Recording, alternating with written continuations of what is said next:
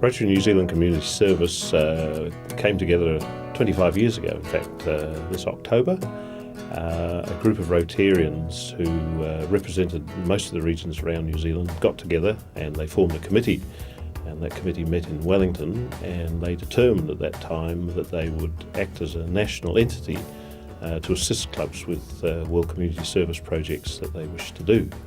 But more than that, we actually act as a liaison between Rotary and, in particular, the Ministry of Foreign Affairs to access funding from that ministry for some of our projects internationally. Basically, a lot of our projects are ongoing. These projects generally are what we call economic development projects, in that the whole idea of the project is to create a situation where we can create income for the local people to be able to become self-sustaining. And two of the very successful projects have been markets that we've created in Tanzania for the women in the rural areas, and these have absolutely mushroomed from very small beginnings back in 2005 to serving communities now where the throughput of these markets is 20 to 40,000 people a week coming in as customers, and 2,500 or more stall holders. So these women who previously were not getting an income are now able to get an income through the vegetables that they grow at home and bring to the market each week to sell.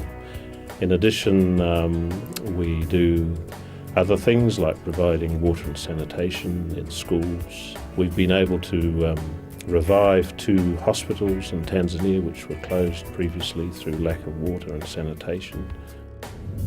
Each time there is a disaster in the Pacific area, Rotary New Zealand has a responsibility to those countries, and so therefore when there is a disaster like Cyclone Thomas recently in Fiji, we respond. We dispatch our emergency response kits, and in the last 6 months, starting with the tsunami in Samoa last October, through to now we've distributed something like 600 of these kits. We have major get-togethers once every 2 or 3 months to pack these boxes so that they're going to be available for the next cyclone season when it hits. Kits have been around in one form or another for 30 years.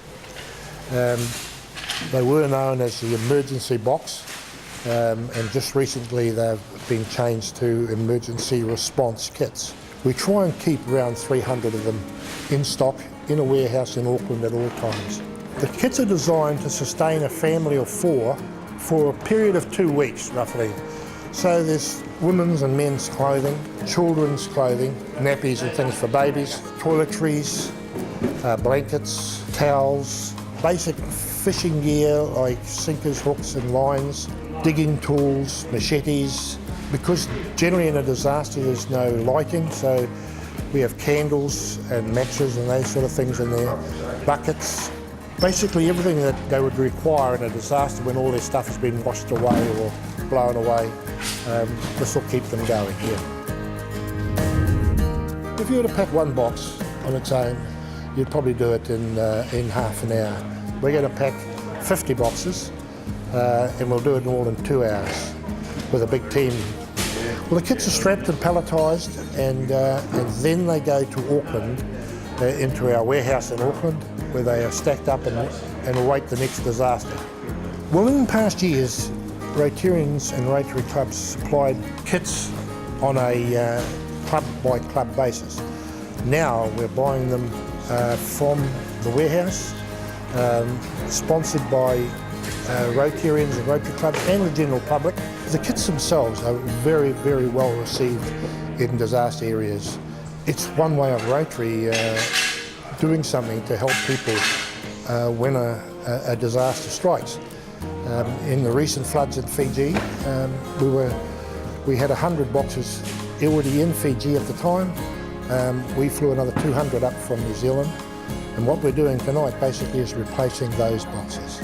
Well, I think we should acknowledge some of the sponsors, people particularly like the warehouse, who give us a very, very good deal on everything we do with them.